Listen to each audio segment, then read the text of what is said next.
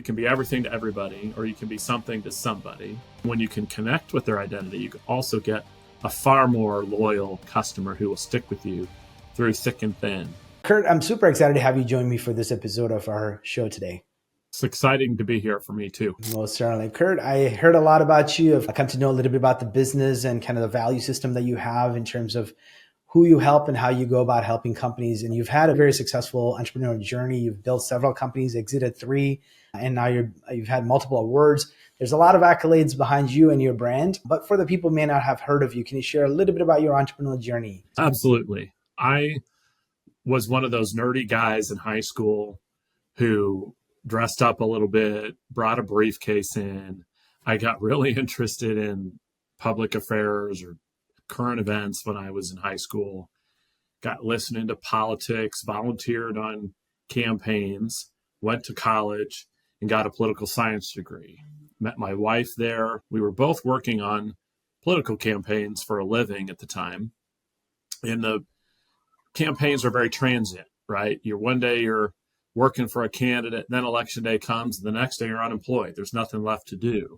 And so you think to yourself, what we really should do, instead of having these jobs, is we ought to start a business serving these candidates. We've been working on these campaigns. We've been volunteering. We've learned a lot. We should become consultants. And it was maybe not the best idea, because instead of losing our jobs after every election, we just lose our clients. And now, almost 18 years ago, when my wife and I had been married just a couple of years, we started this marketing agency serving political candidates and Republican candidates specifically all over the country. We're based in Indianapolis, Indiana, but have worked in 48 states now. I think we're short Hawaii and Idaho, I think, are 2 places we've never worked in, but we've been everywhere else. And over the course of 18 years, we've worked on and helped elect 100 members of Congress, 15 governors and 15 U.S. senators, 1 president, and building it all as a marketing agency. And the other businesses we built have all been little sort of adjacent businesses where we realized, hey, we're buying a lot of X, and why don't we do that ourselves? And in some cases, we've bought and sold. For example, we started a data company because as a marketing agency, we were always interested in data, particularly on voters and potential donors. We started a data company, grew it really large, sold it to our partners, started another data company, same business, same effort that we currently own, but that was a great exit. We also were offering at one point phone call services to political candidates and credit card compliance. Both of those we exited from.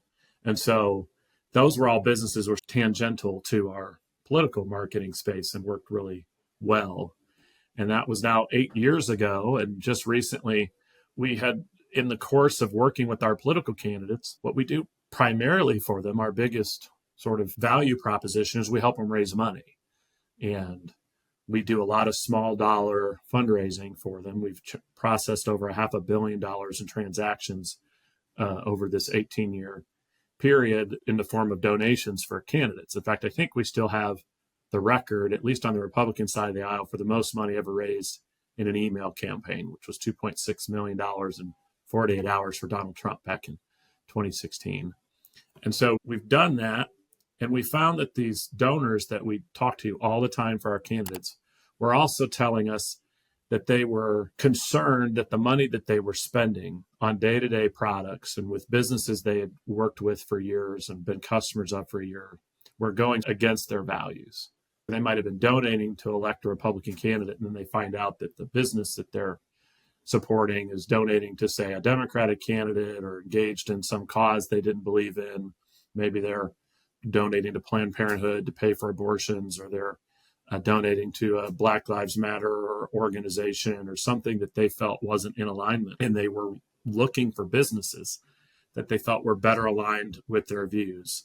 If they're going to be not supported by the companies who they're giving their money to, they need to find alternatives. And so we started helping businesses market to this audience, because there's a significant number of them, probably at least 40% of the country, but certainly in the neighborhood of 50 to 60 million of them who have raised their hands and said with 80% or more certainty that if you give them indication that you share their values, that they are more likely to buy from you over an alternative. So that's what we've been doing recently. We call these people Liberty spenders. That's the little sign behind my back. And that's what's keeping us busy these days. Awesome. And I certainly want to get into that side and the whole thought process behind how do you market to that audience and how do you even build a marketing strategy to promote a business like that.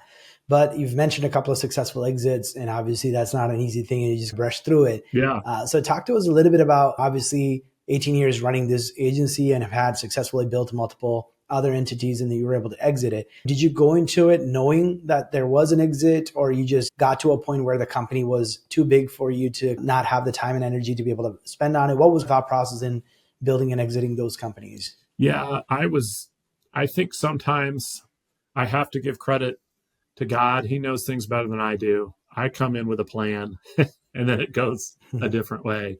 In none of these cases did I ever really build it with this idea that I was going to exit it. And in my best exit, honestly, I had some issues where we had just too many partners involved in the business, all great people, all passionate about the business, but there were 4 of us, and it was just probably 3 too many decision makers in the system. And it was time for us all to find a way to work better together separately. And so I was able to sell to business partners and got a really good number for it. And it was a positive transaction. There was probably some feelings like it was a bit of a missed opportunity, but it wasn't something we designed. I think the other couple of opportunities were a little bit more in my mind, something that, hey, I might build this for a while and then offload it. But also they were things that just circumstances appeared and it seemed like this was the right time to do it. And what I found in the marketing agency business is marketing agencies aren't great for exit. Your valuations aren't incredibly great unless you can bring some assets, something that enhances your valuation. A lot of marketing agencies you're looking at 2 times EBITDA. And in the political space, our clients all go away every 2 years. And so it's a little hard to say my valuation is based on the last 3 or 4 years of revenue because my clients are all gone. It's an election year now, and on November 8th, I'll lose 30 to 40% of them. Even if they retain themselves as clients, they don't have any reason to spend any money because they just want. So that's been an interesting challenge, is thinking, how can I make my marketing agency worth more money over time, knowing that my clients are so in and out? That's been an interesting challenge there as I think about exiting maybe 10 years from now. And it's something we're working on passionately as we speak. Yeah. So obviously, like you said, marketing agency have its own unique challenges when it comes to the valuation. So it's harder to actually make a buyer wants to give the multiple that you want. Right. But clearly you had done something right to make the company, the other 2 that you exited, right? You had structured it correctly, had the foundational numbers and metrics and marketing models and all of those things done it correctly. Did you had external support and consultants guiding you in that process, or how did you make the business a sellable business from the very get-go? No, but I'll tell you, I wish I would have. I know a lot more now about valuation of business, maximizing valuation. I probably would have gotten more or had better terms had I consulted with an expert. At the time, I was just a fast-moving entrepreneur. Felt like I had a good opportunity at the right time and partners that wanted to buy. If I were to rewind it now, I'd probably benefited from going to someone and saying, let's plan this process for another 12 months and maybe we'll sell it for 50% more. It makes sense. Yeah, that's usually a lot of times the entrepreneurs that some of them are have that very big foresight. Their plan is to exit, but a lot of times they just get started with the passion, and then 75% of the way in building the company, they're like, oh shoot, and now I got to think about how am I going to exit this, and then they're trying to scramble, and sometimes it might be 3-4 years from that decision when they can actually exit too. So that's the difficult decision that they have to make. Yeah, I didn't really start, for example, our marketing agency with the idea of exiting. It's always been a good cash flow generator for us. To me, it feels a little bit like my baby. It's the thing that pays my health insurance and covers the diapers I buy and all of that stuff. And so I never really thought of it that way. And then a couple of years ago, Mhm. we started thinking about maybe we do want to sell it at some point. And then you start Mhm. facing the harsh reality of, if I want to sell this for maximum value, I've got to change some things about the business to increase its valuation, to make that make more sense. And I think if a business is listening and they're thinking, maybe I want to sell in the next 4 or 5 years, it's probably worth, you may think it's premature, but it's worth talking to somebody now, because you may find out, like Yeah. I did, you got work to do. It's almost like the planning for retirement as well, right? It's Yeah. not a decision that you just, oh, I'm 5 years from retirement. Let me go talk to somebody. You have to Right. plan well in advance before you do. But obviously, we want to get into that Liberty Spender concept that you have. So talk to us a little bit about the kind of the businesses that you're helping beyond just the political candidates. You have a very unique set of customers that you're helping. Can you tell us a little bit about how do you describe those sort of businesses? Yeah.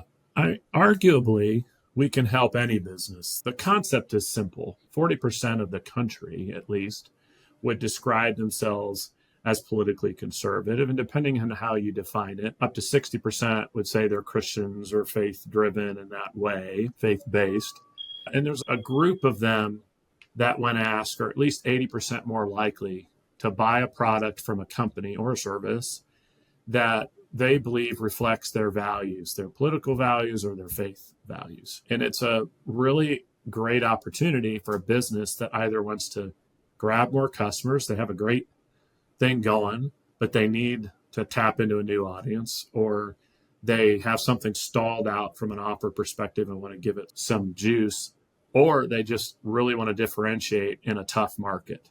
And we saw this for the first time a few years ago, companies emerging that weren't just building small-ish businesses, but billion-dollar businesses. The most promising of which, done very specifically like this, was Black Rifle Coffee Company, which went public for $1.7 billion in 2022. And they were simply marketing themselves as a coffee company that was founded by a Green Beret, supported veterans, support, even with their own name, the idea of sort of Second Amendment rights. They weren't really political per se, but people who sit on the center right of the political perspective really favor those kinds of issues. And they've built a massive following and built a great giant coffee company in an environment that's highly competitive. There's a coffee store on every corner. There's giant brands in the business spending billions of dollars. And here comes this small-ish coffee company started by a Green Beret in his garage, and he's now selling hundreds of millions of dollars of coffee every year. And so Mhm. this can work really, I think, in any kind of industry if you're willing to think about, how can I make myself appealing to the kind of 40% of the country that fits this sort of center right and faith based culture. Mhm. And it even makes sense for businesses, I think, who may just need to understand that the decisions they make and the things they say publicly, 40% of their customers are probably set a certain place politically. And you can always make the kind of mistake that, say, a Bud Light makes, which is you take a strong political stance, not realizing maybe more than half of your customers don't agree with you.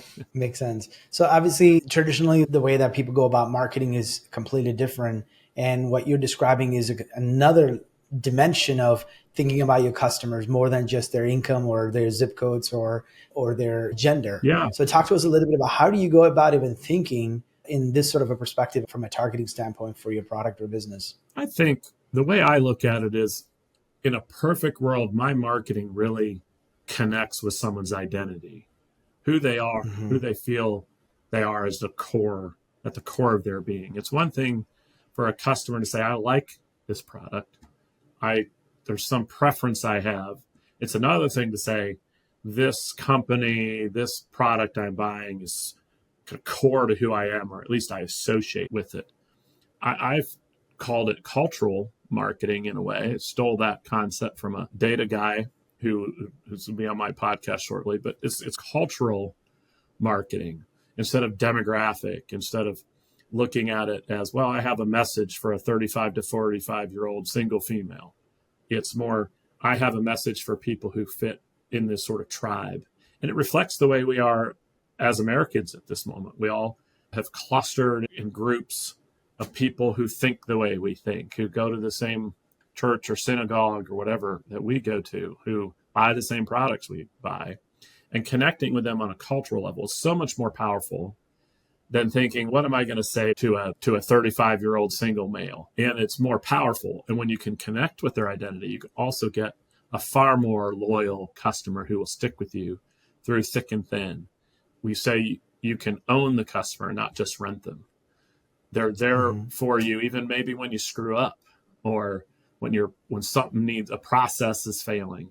They're with you because they've connected with you and they're really bought into who you are as a company. But obviously, it's a lot easier if you're trying to build an audience, whether you go into a direct mail list provider to give them a criteria for you, whatever the list you're building, or you're trying to create an audience on a social platform to build an audience based on the criteria that they provide, right? Yeah. The demographic data information. But what you're describing is a lot harder to do because nobody wants to forthcoming. They're not publicly going and saying, oh, this is the belief system I have. This is the political affiliation that I have. I mean, most people are trying to withhold that information because they're afraid of being singled out. So how are you able to successfully do that and find those audiences and target them so effectively and get in front of them? Having come from politics over the last 2 decades, collecting that kind of information on people is what we've been doing, for at least since the early 2000s. Both political parties, Republicans and Democrats, have collected literally thousands of data points on every voter to try to predict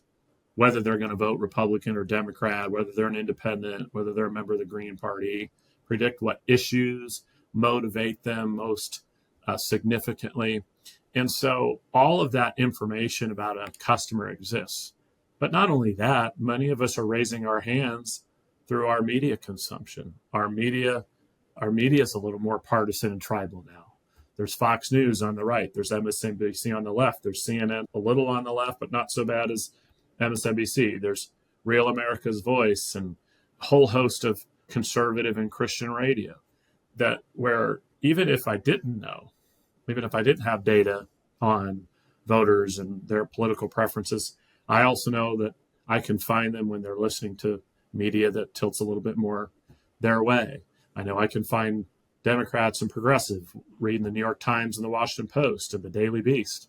So all of that increasingly tribal nature of our country is reflected not just in the way we vote, but it's reflected in the media we're consuming. It's reflected in where we live and the products we buy. But obviously, I certainly agree with the importance of having some strong, value system, and you're trying to get to the customers that have similar value system and promoting and marketing a product to those people.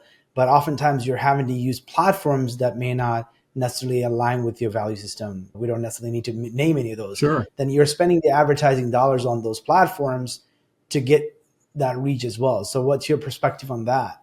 And how is there any alternative medium to reach those audience? Absolutely. There's some I already mentioned. There's all sorts of even old-fashioned mediums, right? There's radio, which people feel like some days you think, is that really a thing? But it is. It's a giant thing. And there's also old-fashioned mailing lists, email lists. There's hundreds of places to go with people who are sitting on giant email lists of folks you can communicate with. But the platforms even today, no matter who they are, no matter kind of where they lean politically, want to make money. And they want your advertising dollars. They might be a little more expensive than they should be and have taken away some targeting methodologies, but it's still plausible to target people based on value systems in all the platforms available. And then there's all sorts of alternative methods. There's digital influencers. There's people with media empires that can be approached. And that's part of what we help walk people through is this ecosystem that many of them don't realize is there, but it's incredibly powerful. Yeah, that's what I was getting at. So there's definitely, if you go do the research, you can find channels and influencers and other media companies that may not be very popular, but they're actually out there. Yeah, and they're surprisingly popular, right? They aren't kind of on everybody's radar. They're not NBC, CBS, or Fox News, but they have loyal and large audiences who buy a lot of stuff. So let's talk to that business that is actually trying to maybe consider this approach for their marketing. And oftentimes they might be afraid of putting their value system out there because they don't want to get canceled on Hmm. ad platforms, or they don't want people coming and boycotting their businesses. There's all kinds of crazy Yeah. negative consequences that can come out of it. So what advice would you give those businesses? Maybe they're on the fence Hmm. about being very outspoken about their value system, and how would you advise them? I think there's multiple answers to that question. Part of me wants to say you can be everything to everybody, or you can be something to somebody. And that's Mm-hmm. essentially the argument that a company, say Patriot Mobile, is making. They are a wireless provider they advertise themselves as America's only Christian and conservative wireless provider. So they're competing with the biggest and the deepest Mm-hmm. pockets in the country, or arguably in the world, with companies like Verizon and Sprint and T-Mobile and AT&T. They've carved out a very sizable, probably 180 to $200 million business, knowing that there's something to somebody. There's something to this conservative audience. And if they would have tackled this like everybody else, if they would have said, oh, we're going to try to tackle this by being the low cost provider, they would have been tens of millions of dollars, if not hundreds of millions of dollars, into advertising before they'd make a real dent. But they've been able to build Mm-hmm. 130, 140,000 subscribers, primarily with good, solid, earned media. So part of it is there's a market out there. You don't need to get 100% of them to be a successful business, and that's worked well for Patriot Mobile. But there's also Mm-hmm. companies and they're I call them, from a positioning standpoint in this market, they're an ideological entity. They are very Mm-hmm. upfront and about partisanship. As a company, they talk about wanting Donald Trump to win. They're very partisan. And then there's Black Rifle Coffee Company, which arguably is very popular with the center right, but the positions that they're advocating for, the issue positions, are really, frankly, universal. They want to support Mm-hmm. veterans, and that's something that 90% of the population, at least, is fully in support of. But it's an issue. They haven't had to take a political position. There's nowhere where Black Rifle Coffee Company says, well, we endorse Republicans, or we are even politically conservative, but everybody gets it. And it's really helped them Mm-hmm. build a business. There's also other approaches to this market. Sometimes you just have a product that's a good fit. There's a lot of companies in the financial services space. Agora is a good example of a company who sells a lot of financial newsletters, gold and metal products. And those products are very popular with center right buyers because many of them are preppers and prepping for problems, and they're worried about the economy. And they don't have to say anything political because they just have a good Mm-hmm. market fit. So I think there's ways to get into this market without going as ideological as, say, Patriot Mobile, but still presenting a solution. And so my answer is it's less risky than you think, and done properly doesn't have to be super controversial either. How do you caution them? What kind of caution do you provide for businesses that are probably trying to adapt this sort of a marketing audience and the messaging? I think there's a couple of types of businesses. Let's say you're a giant Fortune 500 CEO talking to me, or listening in, and they're seeing they really serve a incredibly broad audience.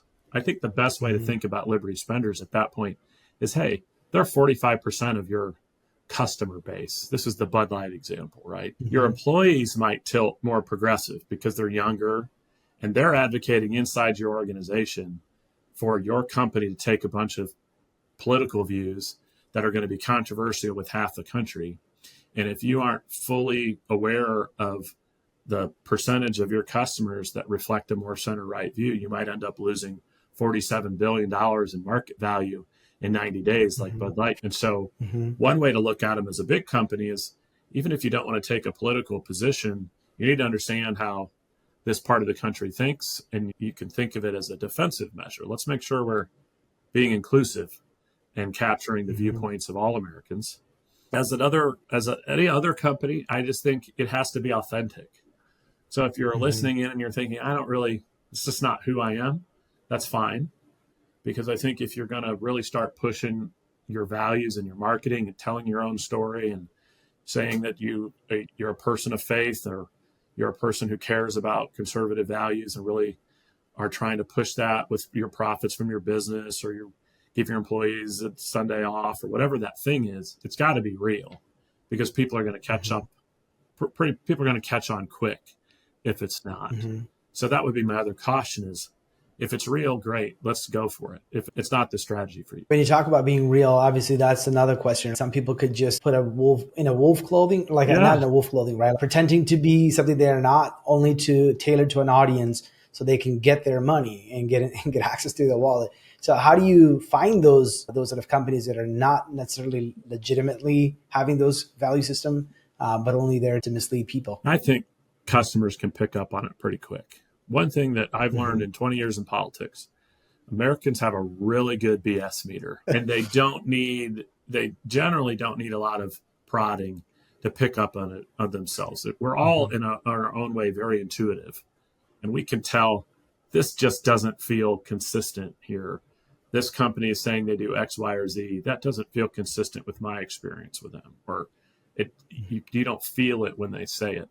So it's not to say that companies have it over the years declared that they were running a business of integrity and we find out they're scamming taxpayers or scamming people. But I think most folks, they sense it, right? Which is why I caution it, because you think to yourself, I can maybe market to these people. I'll add a little olive branch, but they'll pick up on it quick if it's not something meaningful. And you're also going to be pressed at one point about it. Are you living consistently? Is this the way you really are? And if you don't want to back it up, it's just going to backfire. So how is what you're describing in terms of the cultural marketing, I guess you defined it, is different from like a cause-based marketing? It's similar in a way. I look at it a little deeper, more aggressively, because it potentially creates an identity for your company, not just maybe a side cause that we're participating in. We're not just a retailer who's asking me when I check out if I want to donate $1 to a local charity. That's okay, maybe we're engaged in a cause, but that's not meaningful necessarily who that retailer is. They might switch causes from time to time, or they might jump around. That's one type of thing. And I think it's something a lot of companies should be doing. What I'm talking about is really making it part of your identity as a company. This is who we are. You represent to your customers. We're people of faith. And when you work with us or buy from us, you're supporting a company led by people of faith. And we're doing the following things for our employees to support their journey and to support their family. And it's built into the very kind of who you are. And that's a little deeper, I think, than just saying we support a cause as from our business. How does it think it helps in terms of attracting the type of talent that also stands behind those value systems? Yeah, if we've learned anything in the last couple of decades in business, is that when you have employees who believe in what you're doing, it's good for your business, because they're there, they're working hard, they're happy, they're satisfied. And I think when you have a clear value system, so clear that it's something your customers understand, it's something your employees will understand, and you can achieve that kind of values alignment across the board, which can really help with everything from having happy employees to providing a good product, because everyone's on board with the mission. And where are people find businesses like this, and that they can go and actually show their support by buying from them? The best place right now is a company called Public Square. And if you go to publicsquare.com, they have aggregated, I think, somewhere between 75 to 85,000 businesses that sign on to a code of ethics of sort to support sort of American values. They're onshoring their production wherever possible. They're not engaging in a bunch of ridiculous woke political activity. And so that would be a good place to go. Public Square would be a great place, I should say, to go if you're looking. Understood. And obviously, where can people hear more about you and what you're up to? Yeah, you can check us out on libertyspenders.com. And I actually have this really cool new thing we just implemented there, where there's a little AI bot on there, and you can interact with the AI bot, and you give it some information, and it'll spit out a video, an AI version of me giving you some suggestions for your business in my own voice. It's a pretty cool tool, so check it out. That's awesome. But you also have a podcast. Yeah, it's called the Liberty Spenders Podcast. And what we do there primarily is bring on businesses who are marketing this way. And we do also bring on some folks that can have intelligent discussions about how you can access this audience. But Our mission is to feature businesses that target Liberty spenders, which is our word for these kind of center-right customers who will buy from you if they understand you align with their values. Understood. You've had a very successful career. You built multiple companies, exited several of those, and you're continue to build. And you've worked with a lot of very recognizable brands and also with very recognizable political figures. Of all the success you've had, what is the one thing you're super proud of? It's a good question. I'll tell you, when I first started business, I used to lay awake at night like a lot of entrepreneurs, and I would dream about making my first $1 million. And I found out quickly after it happened that it was exciting for about 5 minutes. And then it was not what I thought it was going to be. And over time, I think I've become more proud, not of the success, if you will, or the money I make.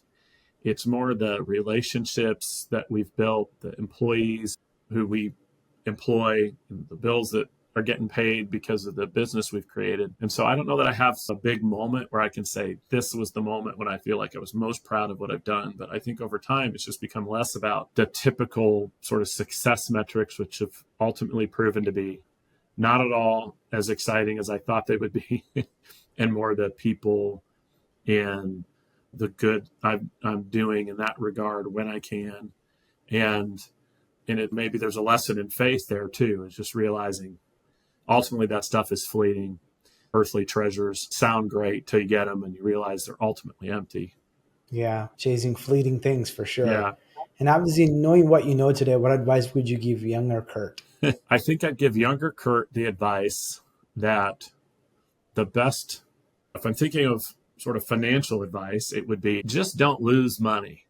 You don't have to grow so quick. Ambitious goals. We're taught in success workshops, write down all your goals, the wildest things you can think of. And for me, one of the things that caused was this impatience. I want to be a billionaire one day, or I want to have $70 million in my retirement account or something big. And that then affects my decisions. And I've been a lot further along in many areas if I just said, you know what, it's going to come when it comes. I don't need to make any wild investment. I don't need to own all this stuff immediately. I'm going to be calm, conservative, let it come. And so I think it's like Keith Cunningham said, would you be richer if you could make two better, if you could make one good investment decision, or if you could have rolled back your top 2 or 3 worst ones? And I think that's a good life lesson. I would have done that differently. Most certainly. Kurt, I really enjoyed our conversation. Thank you so much for sharing your life lesson and wisdom with my audience. It's been good to be on. If you enjoyed this video, please share it. To make sure you never miss an episode, please subscribe.